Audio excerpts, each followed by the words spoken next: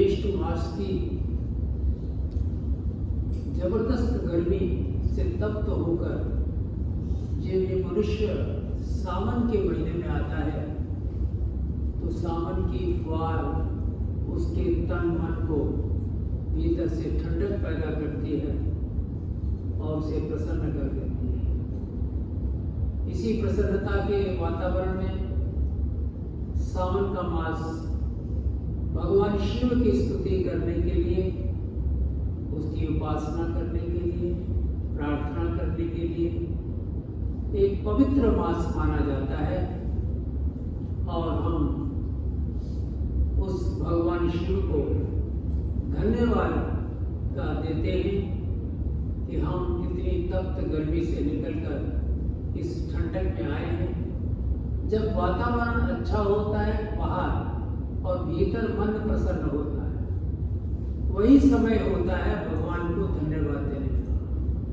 अन्यथा तो हमारा ध्यान कहाँ जाता है धन्यवाद की तरफ। हम तो शिकायतों का एक पूरी लिस्ट तैयार रखते हैं और शिकायतें दूर हो तो फिर कामनाओं की लिस्ट लेकर बैठ जाते हैं। धन्यवाद देने का तो समय नहीं मिलता, लेकिन ये समय होता है जब परमात्मा के प्रति हम ग्रेटिट्यूड, धन्यवाद का भाव रखें और उनके प्रति समर्पित रहें। वेद के ऋषियों ने भगवान शिव की स्तुति में एक मंत्र गाया है और ये मंत्र भी एक ऐसा मंत्र है लोगों की अगाध श्रद्धा के कारण, लोगों की निष्ठा के कारण, लोगों की भावना के कारण इस मंत्र को भी हम मंत्र नहीं महामंत्र कहते हैं। वेदों में 20,000 से अधिक मंत्र हैं और केवल 2 मंत्र हमें ऐसे दिखाई देते हैं जिनको हम महामंत्र बोलते हैं। एक तो गायत्री मंत्र और दूसरा है भगवान शिव की स्तुति में गाया जाने वाला महामृत्युंजय मंत्र। आइए आज हम भगवान शिव के तीर्थ पर महामृत्युंजय मंत्र के घाट पर खड़े होकर एक एक सीढ़ी नीचे उतरेंगे और इस मंत्र के रहस्य को, जो कुछ इसके भीतर अमूल्यवान निधियां हैं, हम उन्हें प्राप्त करने का यत्न करेंगे और अपने भीतर अपने को आप्लावित करेंगे, आनंदित होने का यत्न करेंगे। इससे पूर्व की मंत्र के व्याख्या में, मंत्र के चिंतन में इसके भीतर उतरें।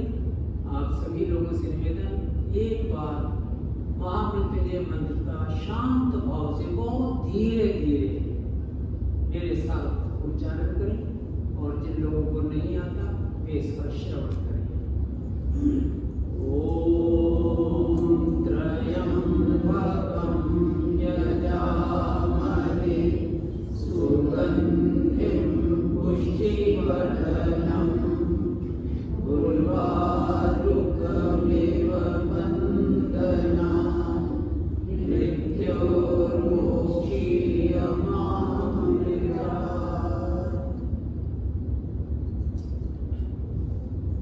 ओम त्र्यंबकं यजामहे। पहले हम इसके शब्दों को देखते हैं।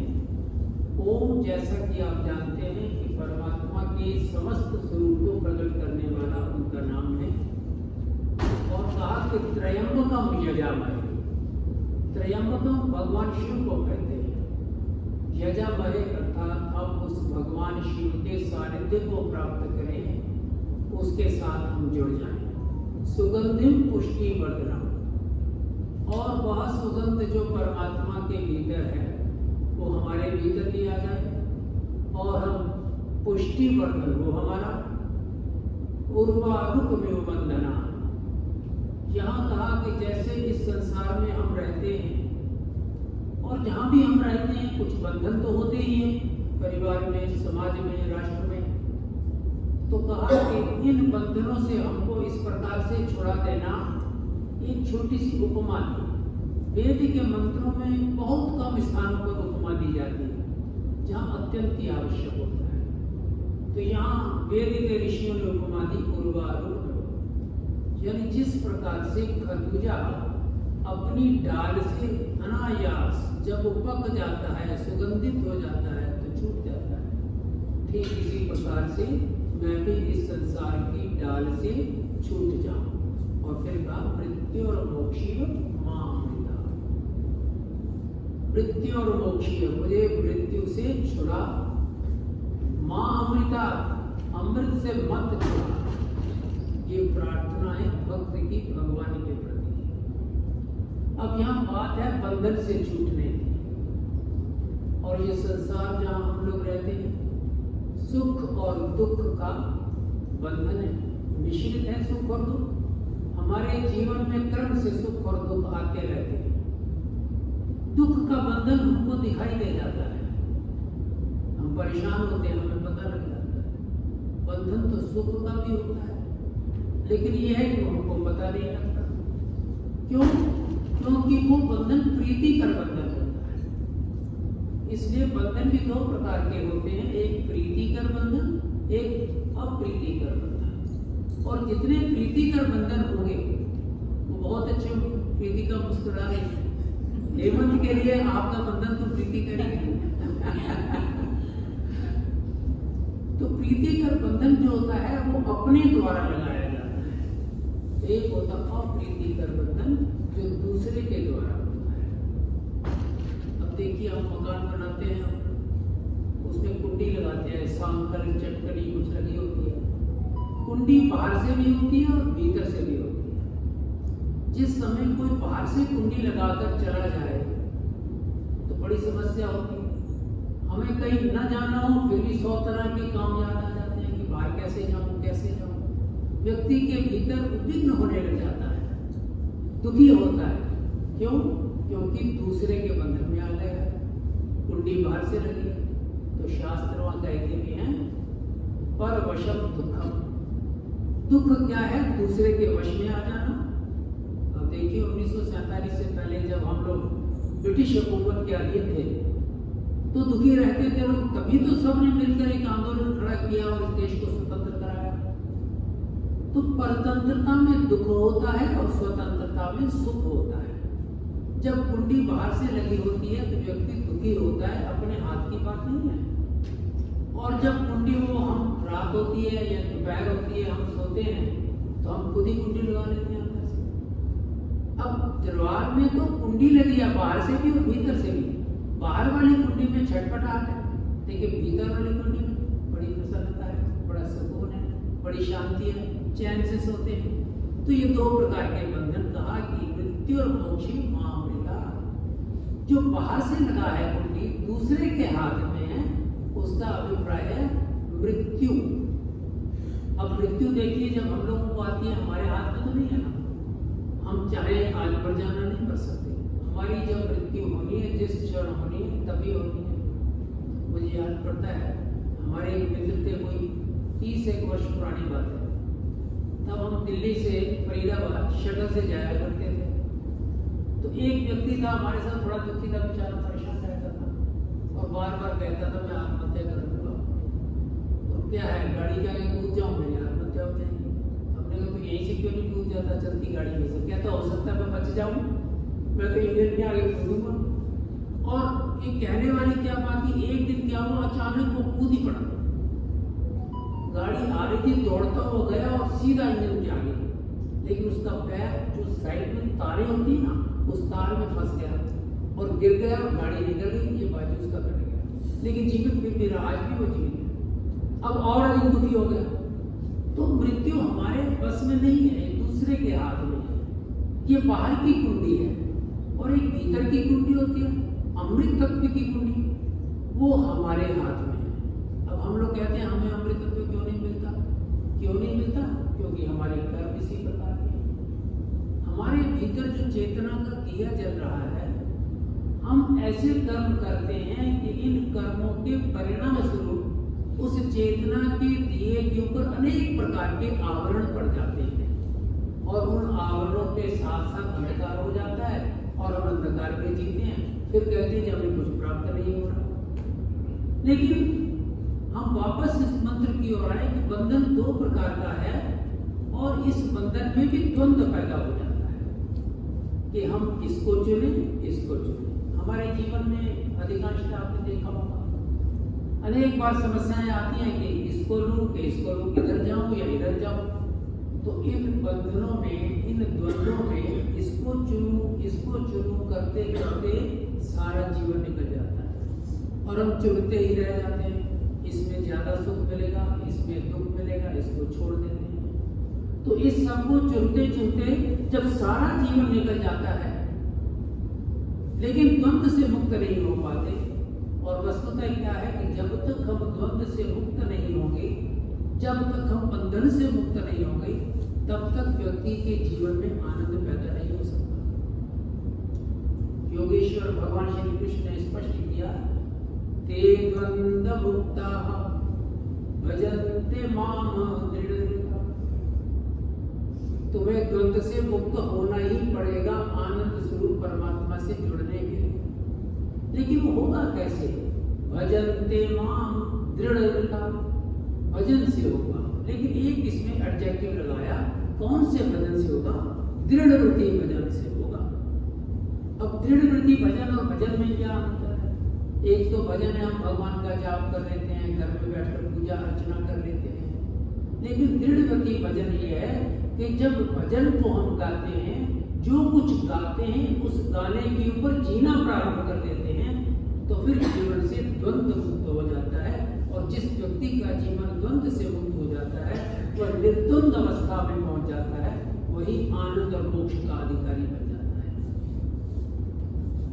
और वैसे तो बंधन, हम सभी बंधन में हैं। ये देह धारण करना भी अपने आप में एक बंधन है, हम बंधे हुए हैं इस देह से। लेकिन इस देह में जैसे बंधे हुए हैं, इसीलिए हम जीवन में सुख और दुख पाते हैं। लेकिन जब परमात्मा के सानिध्य को प्राप्त करते हैं, उनकी कृपा होती है हमारे पर, उनका आशीर्वाद मिलता है, तो इस बंधन, देह के बंधन के साथ ही हम अमृत तत्व की प्राप्ति कर लेते हैं। तब ये जो बंधन जिनसे दुख होता है, ये तो हल्के हल्के तिनके बन के उड़ जाते हैं, हमको पता भी नहीं चलता। इस परमात्मा तो मुक्त स्वभाव है, वो तो स्वभाव से ही बंधन से मुक्त है। लेकिन ये जीव स्वभाव से ही बद्ध जीवन है, ये प्रारंभ से बंधा हुआ है और हम बंधे रहेंगे। एक बंधन से मुक्त होकर दूसरे बंधन में जाएंगे, दूसरे से मुक्त होंगे तो तीसरे में चले जाएंगे, तीसरे से मुक्त तो चौथे पर चले जाएंगे। लेकिन बंधन चलता रहेगा। इसलिए इस मंत्र को, अगर मैं कहूँ कि इस मंत्र की आत्मा कहाँ पर है, इस मृत्युंजय मंत्र का मूल कहाँ पर है, तो इसके अंतिम दो शब्दों में है, मृत्युर्मोक्ष मां अमृता। मुझे मृत्यु से छुड़ा, अमृत से मत छुड़ा।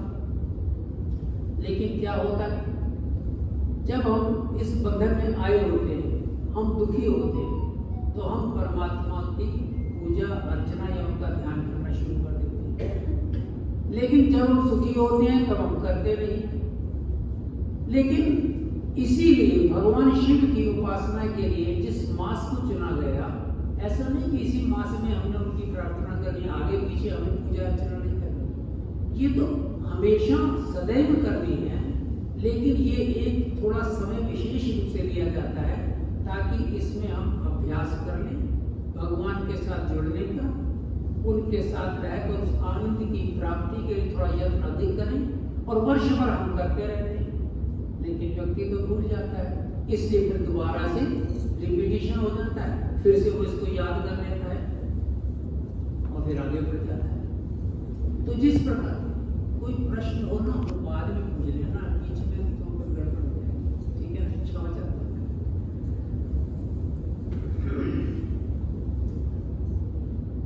अब आप देखिए कि एक तो घर होता है हमारा, बड़े सुखी है, एक होती है जेल जहाँ बड़े दुखी है, दूसरे के बंधन में। अब शास्त्रकार तो कहते हैं कि ये जो संसार है ये भी एक कारागृह है, यह भी एक जेल है।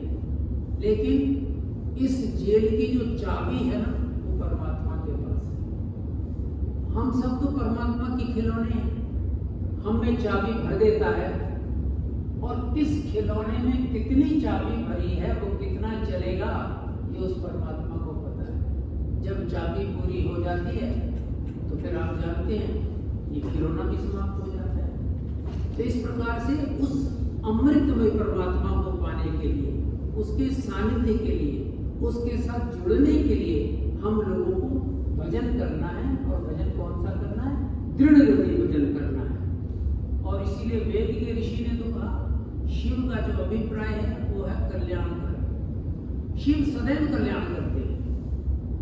आपने देखा शिव का लीला करा है, विषपान भी किया है, सबके कल्याण के लिए स्वयं विषपान भी कर दिया उन्होंने। इसलिए शिव का अभिप्राय है कि हर स्थिति में कोई उसकी पूजा करे या ना करे, उसकी अर्चना करे या ना करे, लेकिन शिव सदैव कल्याण करते रहते हैं। इसलिए वेद के ऋषि ने कहा इंद्रस्य युज्यः सखा। अब यहाँ इंद्रस्य का मतलब इंद्र भगवान नहीं है। इंद्रस्य जिसके पास 10 इंद्रियां हैं, 5 कर्म इंद्रियां, 5 ज्ञान इंद्रियां। ये 10 इंद्रियों को लेकर ये जो मनुष्य है इसको इंद्रस्य कहा। युज्यः सखा। सखा कहते हैं जो सुख दुख में सहयोग करता है, जो मित्र होता है, अत्यंत निकट होता है। कहा कि वह शिव परमात्मा आपका मित्र है, आपका सखा है, आपका निकटस्थ है। लेकिन यहाँ एक शब्द का प्रयोग किया युज्यः सखा। युज्य एक प्रकार का विशेषण है, एडजेक्टिव है। युज्य कहते हैं जो अत्यंत जो योग्य, परम योग्य।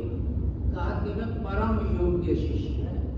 परम का अभिप्राय ये नहीं कि बहुत बड़ा, परम का अभिप्राय कि इतना बड़ा कि उससे बड़ा हो ही ना सकता हो। इसीलिए तो उसे परमात्मा कहते हैं। आत्माएं तो बहुत है, कोई बड़ी है, कोई छोटी है, कोई महात्मा है, कोई ज्ञानात्मा है, कोई संतात्मा है, लेकिन वो एक परमात्मा है। अर्थात उससे बड़ी, उससे ज्ञानी, उससे ऊपर कोई आत्मा हो ही नहीं सकती। तो परम शब्द का यही अभिप्राय होता है। तो यहाँ क्या कहा कि भगवान शिव को देखो, उसके स्वरूप की पिछली बार हमने चर्चा की कि भगवान शिव को देखते ही, अपरेंटली जब देखते हैं तो हमें बहुत कुछ प्राप्त हो जाता है। तो उसके ऊपर जीना, जिस प्रकार से भगवान चाहते हैं उस प्रकार से रहना, तो मनुष्य के जीवन में फिर सुगंधि पैदा हो जाती है, फिर आनंददायक जीवन हो जाता है। इसी ने कहा ना, राजी हैं हम उसमें, उसी में जिसमें तेरी रजा है। मुझे ध्यान पड़ता है साहिब गुरु नानक देव जी महाराज, जब उनके मुखारबिंद से जपजी साहिब निकला, तो जपजी साहिब में मूल मंत्र तो मंगलाचरण के रूप में है, लेकिन जैसे ही उन्होंने 38 स्टेप्स बताए, 38 पौड़ियां, 38 चरण हैं, पहले ही चरण में उन्होंने कह दिया कि किम सचयारा होइए किम कूढ़े टूटे पर। ये मनुष्य किस प्रकार से तू सच्चा होगा, सच को कैसे प्राप्त करेगा, किम कूढ़े टूटे पर, कैसे तेरे और परमात्मा के बीच में ये झूठ की जो दीवार खड़ी है वो कैसे टूटेगी, कैसे हटेगी। तो उसी का उत्तर वही पहली चरण में दे देते हैं, प्रथम पौड़ी में ही, किम सचियारा होइए किम कूड़े टूटे पार, हुक्म रजाई चलना नानक लिखिया ना। ये तू उस परमात्मा के हुक्म में चल, उस परमात्मा की रजा में रजामंद होकर चल, बस तेरी सारी समस्याओं का अंत हो जाएगा। अब कहा कि ये कहाँ लिखा हुआ है, कौन सा हुक्म है, क्या हुक्म है? तो वहाँ उनका हुक्म लिखिया नाल, तुम्हारे साथ लिखा है। साथ कहाँ लिखा है? देखिए श्री गुरु ग्रंथ साहिब में संतों की वाणी है, तो उन संतों की वाणी में हमको पता चलता है कि कहाँ कहाँ भगवान का, परमात्मा का हुक्म लिखा हुआ है। श्रीमद् भगवद गीता के श्लोकों में लिखा हुआ है, रामायण की चौपाइयों में लिखा हुआ है, वेद के मंत्रों में है। हम किसी भी मंत्र को, किसी भी वचन को ले लें, उसी के अंदर हमें अपने जीवन का, अपनी साधना का पूरा मार्ग हमको मिल जाता है। हम उस मार्ग पर आगे चल सकते हैं। तो इसलिए यहाँ का मृत्यु और मोक्ष माँ अमृता, मृत्यु से हमें छुड़ा, अमृत से मत छुड़ा। एक प्रार्थना है, ब्राह्मण ग्रंथों में मिलती है, हम सभी लोग उसको अक्सर गाते हैं और यहाँ भी हम गाते हैं। असतो माँ सद्गमय, तमसो माँ ज्योतिर्गमय, मृत्योर्मा अमृतम गमय। इसका क्या अभिप्राय है? असत्य से सत्य की ओर ले चलो हे प्रभु, अंधकार से प्रकाश की ओर ले चलो हे प्रभु, मृत्यु से अमरता की ओर ले चलो। अब देखिए इस संसार में जो मूल रूप से हमारे पास ज्ञान है, जो वेदों में हमें ज्ञान मिलेगा, उपनिषदों में मिलेगा, श्रीमद् भगवद गीता में मिलेगा, या श्री गुरु ग्रंथ साहिब जैसे संतों की वाणी में मिलेगा, वो तो मूल ज्ञान है। लेकिन हम लोग उस ज्ञान को काव्यमय बनाने के लिए कई बार कुछ ना कुछ जोड़ देते हैं अपनी भावना के अनुसार। अब इसको ध्यान दें, चिंतन करें। तो ये 3 प्रार्थनाएं और वास्तव में देखें तो भाव तो एक ही है। असत्य से सत्य की ओर ले चलो, अंधकार से प्रकाश की ओर। असत्य अंधकार ही तो है, सत्य प्रकाश ही तो है। मृत्यु से अमरता की ओर ले चलो। मृत्यु क्या है? असत्य है। और प्रकाश की ओर ले चलो, अर्थात अमृतत्व की ओर ले चलो। तो यहाँ का मृत्यु माँ अमृतम अमृत कि मृत्यु से अमरता की ओर ले चलो। इसका क्या मतलब है? हम मर्त्य लोक में रहते हैं, मृत्यु से हम जुड़े हुए हैं, लेकिन भक्त प्रार्थना करता है कि मृत्यु से अमरता की ओर ले चलो। ये उसकी प्रार्थना है। लेकिन वेद का ऋषि देखिए थोड़े से अंतर के साथ किस मौलिक बात को हमारे समक्ष रखता है? मृत्यु और मोक्षीयमा अमृता, मृत्यु से मुझे छुड़ा दे, अमृत से मत छुड़ा। जब कहता है ना अमृत से मत छुड़ा, आप थोड़ा गहरे में सोच कर देखिए, मत छुड़ा इसका मतलब हम अमृत से तो जुड़े हुए हैं, तभी तो हम कह रहे हैं मत छुड़ा। मृत्यु और अमृत ये जीव दोनों से जुड़ा है, लेकिन हमें क्यों नहीं पता लगता? मैंने अभी चर्चा की कि हम लोगों के कर्म इस प्रकार के हैं कि उन कर्मों के परिणाम स्वरूप जो हमारे भीतर अमृत तत्व है, जो चेतन तत्व है, जिसे हम आत्मा भी कहते हैं, कोई रूह कहता है, कुछ भी कह लो, शब्द कुछ भी दे लो, भाव वही है। उसके चारों ओर एक आवरण पड़ने लग जाता है। और साधना क्या है? साधना यही है कि हमारी इस जीवन की पद्धति को साध लेना, अर्थात एक एक करके उस पर्त को हटाना। जब वो पर्त हट जाए तो वो चेतना के दिए का जो प्रकाश है हमारे पूरे भीतर शरीर में फैल जाता है। और जब वो पूरे भीतर शरीर में फैल जाता है प्रकाश, उससे हमारा जीवन तरंगित होने लग जाता है। फिर हमें एहसास होता है कि देखो क्या आनंदमय वातावरण है। तो यही साधना है। इस साधना से इसको हमें हटाना होता है। लेकिन जो दूसरा मृत्यु से भी तो जीव जुड़ा हुआ है, हम मृत्यु के बंधन से तो मुक्त होना चाहते हैं। इसलिए भगवान शिव, जैसा कि आप जानते हैं, मृत्यु का देवता कहलाता है।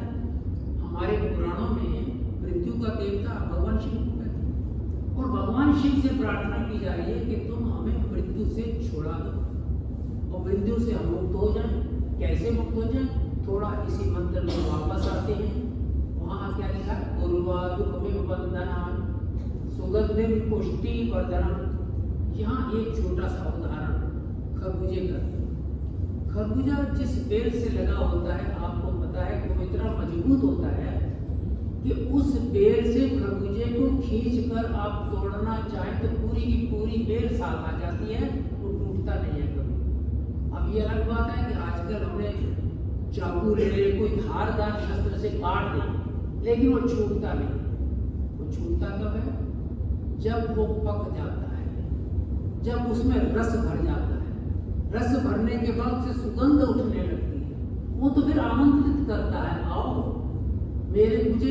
तुम मेरा रसपान करो, अपनी प्यास को बुझाओ, मुझे खा करके अपनी जो क्षुधा को भी शांत करो, ये वो कहता है। लेकिन जिस समय पक कर रस से परिपूर्ण हो जाता है, उस वक्त अनायास उस बेल से स्वयं भी छूटकर अलग हो जाता है। तो यहाँ भक्त प्रार्थना करता है कि हे पिता शिव, हे महेश पिता, कि जिस प्रकार से वो बेल के साथ लगा खरबूजा पक करके, या विशेष शब्द है पक करके, इसी प्रकार से इस विश्व की मर्त्य बेल के साथ ये मनुष्य रूपी मैं जो खरबूजा लगा हूं, मैं भी ज्ञान से मुझे पका दे, वैराग्य से मुझे पका दे, मुझे परिपक्व कर दे, इतना परिपक्व कर दे कि मैं भी इस संसार की बेल से जब छूटूं तो अनायास बड़े शांत भाव से छूटूं। तो प्रार्थना करता है, देखो उसे पता है मुझे छूटना तो पड़ेगा। देखिए बेलें होती हैं, बढ़ती हैं, खरबूजे लगते हैं, झड़ जाते हैं, फिर लगने शुरू हो जाते हैं। ये संसार तो ऐसे ही चलता रहेगा।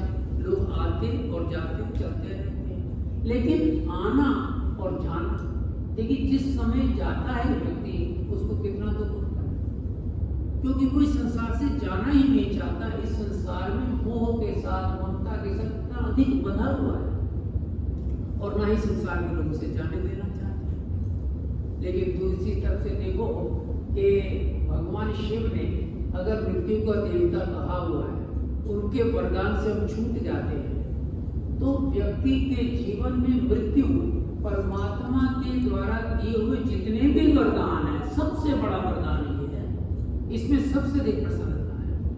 थोड़ा सा कल्पना करके देखें कि हम मरना नहीं चाहते, ठीक है, बड़े हो जाएंगे, बूढ़े हो जाएंगे, जरावस्था को पहुंच जाएंगे और एक स्थिति आ जाएगी हमारा हाथ भी नहीं हिलेगा, पानी पीने की भी क्षमता सामर्थ्य नहीं होगी और शरीर बिल्कुल हड्डियों का वैसे पंजर हो जाएगा। लेकिन मृत्यु नहीं हो तो कितना दुखी होता है इंसान। इंसान भी दुखी होता है, उसके रिश्तेदार, भाई बंधु सब दुखी हो जाते हैं। तो ऐसे में आप देखो कि जब तक भगवान शिव की कृपा नहीं होगी, ब्रह्मा जी अपना काम नहीं कर सकते और ब्रह्मा जी जब काम नहीं करेंगे तो विष्णु जी कैसे काम करेंगे। तो भगवान शिव मूल में है, वो हमें मृत्यु देते हैं। अर्थात ऐसा हमारे शास्त्रों में मृत्यु शब्द नहीं कहा, उसमें ये नहीं कहते कि हमें मार देते हैं, उसमें विनाश शब्द का प्रयोग नहीं, वहां कहा गया कि समेट लेते हैं। हमारे दर्शन में मृत्यु नहीं होती, हमारे भारत के दर्शन में जन्म के बाद फिर से जन्म हो जाए कि जब भगवान शिव अपना कार्य करते हैं तब उसके पश्चात हमें एक नया जीवन मिलता है। किसी प्रकार की कोई बीमारी नहीं होती, न डायबिटीज होती है, न ब्लड प्रेशर होता है, किसी तरह से कुछ नहीं, पूरी तंदुरुस्ती होती है, शक्ति होती है, पूरे शरीर के अंदर कार्य करने की ऊर्जा होती है। तो ये समझो कि परमात्मा ने एक नया अवसर हमें प्रदान किया। अब आप सभी लोग तो धार्मिक लोग हैं, अध्यात्म को जानते हैं और सभी की इच्छा होती है हम आवागमन से मुक्त हो। तो आवागमन से मुक्ति होती क्यों नहीं? क्योंकि हमारे कुछ ऐसे कर्म होते हैं जिनके फलों को भोगना रह जाता है। जब वो सारे हम भोग लेते हैं उसके बाद हमें परमात्मा के पास स्थान मिलता है। लेकिन परमात्मा हमको बार बार जन्म देता है कि जा, अब जा, शायद थोड़ा प्रयास करे तो अगली बार मैं तुझे अपने घर में बिठाऊंगा। लेकिन हम फिर कुछ ऐसे कर्म कर देते हैं, फिर हमें इस संसार में आना पड़ता है। आप देखिए, इसीलिए ये उसकी बहुत बड़ी कृपा है, ये उसकी दया है कि वो बार बार हमें भेजता है और कहता है जब तक तू स्वच्छ होकर, निर्मल होकर, पवित्र होकर मेरे पास बैठने के योग्य होकर नहीं आएगा, तब तक मैं तुझे भेजता ही रहूंगा, अर्थात अवसर पर अवसर देता ही रहूंगा। लेकिन हम इस संसार में देखिए कहाँ अवसर देते हैं। एक बच्चा DBS में पढ़ता हो और 5वीं 6वीं क्लास में फेल हो जाए तो TC पकड़ा देते हैं कि अब अवसर नहीं देंगे हम। हमारे संसार में क्या होता है? लेकिन वहां देखिए परमात्मा की दयालुता देखिए, उसकी कृपा देखिए कि लगातार निरंतर हमको अवसर देते ही चले जा रहे हैं। अब लेकिन बहुत सी बार क्या होता है कि व्यक्ति के सामने बहुत सारे कष्ट आ जाते हैं, हम कहते हैं कि हमें कष्ट क्यों आ गया, परेशानी क्यों आ गई। अब बालक बुद्धि तो इसी प्रकार की होती है। परमात्मा हमको शुद्ध करता है, पवित्र करता है और फिर अपने पास बुलाता है। आपने देखा माताएं बैठी हैं, छोटा सा बच्चा होता है, खेलने जाता है, गंदा होके आ जाता है, आप उसे नहलाती हैं, वो नहाने को तैयार नहीं, उसको थप्पड़ भी जड़ देते हैं होते। बच्चा सोचता होगा बताओ मैं नहाना भी नहीं चाहता, जबरदस्ती नहलाने और पिटाई और कर रही हूँ। लेकिन माँ का भाव क्या है? बच्चे को स्वच्छ करना है, साफ करना है, और जब तक साफ नहीं होता उसे अपनी गोद में नहीं बिठाती, साफ स्वच्छ करके फिर उसको गोद में बिठाती है, फिर उसको प्यार करती है। तब जाकर उसे पता लगता है कि मेरे साथ कुछ अच्छा हो रहा था, लेकिन पहले नहीं पता लगता, ये सब बाद में पता लगता है। इस प्रकार से भगवान की कृपा तो बहुत है हमारे ऊपर, और उसकी इस कृपा के फलस्वरूप ही हम लोग जीवन में सुखों को प्राप्त करते हैं। लेकिन सुख जब हमारे समक्ष होते हैं तब हमें ध्यान ही नहीं रहता परमात्मा का। फिर तो उसे कोसते रहते हैं, हमें ये नहीं मिला, हमें ये नहीं मिला, उसको ये मिल गया, उसको वो मिल गया, हमें नहीं मिला। लेकिन जो भी प्राप्त है वही पर्याप्त है का भाव हो और उसको परमात्मा का प्रसाद समझ करके हमने ग्रहण कर लिया, तो समझ लो जीवन से फिर दुखों की मुक्ति हो जाती है, फिर व्यक्ति प्रसन्न हो जाता है। योगेश्वर भगवान कृष्ण ने कहा, इस बात को स्पष्ट किया, प्रसादे सर्व दुखानां। ये प्रसाद का जो गुण है ना, सारे दुखों से मुक्त होने वाला है। प्रसादे सर्व दुखानां हानि रस्य उपजायते प्रसन्न चेतसो याशु बुद्धि पर्यवदिष्ठते। अगर जो कुछ भी हमें प्राप्त है उसे प्रसाद समझ करके हम ग्रहण करेंगे, तो फिर क्या होगा, फिर हमारे जीवन में प्रसन्नता आ जाएगी, दुख से मुक्ति हो जाएगी, हमारी कामनाएं धीरे धीरे शमित होने लग जाएगी। अब देखिए कि किसी के यहाँ कुछ वैसे हलवा खाना हो, तो कचौड़ी खानी हो, तो कहते हैं ना इसमें मिर्ची ज़्यादा है, इसमें थोड़ा घी कम है, थोड़ा और डाल दें। लेकिन जब प्रसाद रूप में दिया जाता है तो कोई इस प्रश्न को नहीं उठाता कि उसकी क्वालिटी कैसी है, उसकी क्वांटिटी क्या है। प्रसाद का तो अपना भाव है। जब प्रसाद मिलता है तो उस प्रसाद के पान से या प्रसाद के खाने से भीतर आनंद होता है, तृप्ति आ जाती है, फिर ये विचार नहीं होता। इसी प्रकार से हम अपने जीवन में जो कुछ भी हमें प्राप्त है उसको पर्याप्त समझ के परमात्मा का प्रसाद समझकर ग्रहण करते हैं, तो जीवन से हर प्रकार के कष्टों से मुक्ति हो जाती है। अब होगा सब ये कैसे, तो कहा कि थोड़ा सा और वापस आए। प्रारंभ मां से ओम त्र्यंबकम यजामहे। अब ओम तो आपको पता ही है, भगवान की परमात्मा की 3 शक्तियां, अ उ और म, तीनों शक्तियां उस एक परमात्मा से आ रही हैं, और उस परमात्मा को हम आवाहन करते हैं ओम शब्द के उच्चारण से। एक परमात्मा आप कृपा रखना, आप हमारे साथ रहना, ताकि हम अपने जीवन में अपने कर्मों के द्वारा, सदकर्मों के द्वारा अपवर्ग की ओर जा सकें। अब कहा त्रयंबकम। त्रयंबकम क्या होता है कि त्रिनेत्रधारी भगवान शिव की ओर हमने संकेत किया कि त्रिनेत्रधारी भगवान शिव से त्र्यंबकम यजामहे। महे हम सब, यजा कहते हैं जुड़ जाने, हम सब परमात्मा के साथ जुड़ जाएं। अब जुड़ जाने से क्या होता है, अग्नि के समक्ष हम लोग बैठे हों और अग्नि सामने हमारे जल रही है, तो उसका ताप हमारे भीतर आने लग जाता है। और कहीं नदी के समक्ष, गंगा नदी के पास बैठे हो, हम कुछ नहीं कर रहे, गंगा तो बह रही है, हमें हाथ जोड़कर प्रार्थना भी नहीं करनी कि हे गंगा नदी हमें शीतलता प्रदान करो ना, आपके भीतर शीतलता का आभास अपने आप ही होने लग जाता है। ठीक इसी प्रकार से त्रयंबकम यजामहे, जब उस त्रिनेत्रधारी भगवान शिव के साथ हम जुड़ जाते हैं, उसके सानिध्य को प्राप्त कर लेते हैं, उसकी उपासना करते हैं, उसकी निकटता प्राप्त कर लेते हैं, तो भगवान शिव की शक्तियां हमारे भीतर बहने लग जाती हैं, और उन शक्तियों के संचार से हम अपने भीतर अच्छा अच्छा महसूस करते हैं। ऐसे लगता है जैसे हल्के होकर उड़ते चले जा रहे हैं, तो आनंददायक जीवन हमारे भीतर हो जाता है। और फिर कहा कि ये जो त्रयंबकम शब्द है, इसमें अम्बा शब्द माता को भी कहते हैं। त्रयंबकम मतलब 3 माताएं।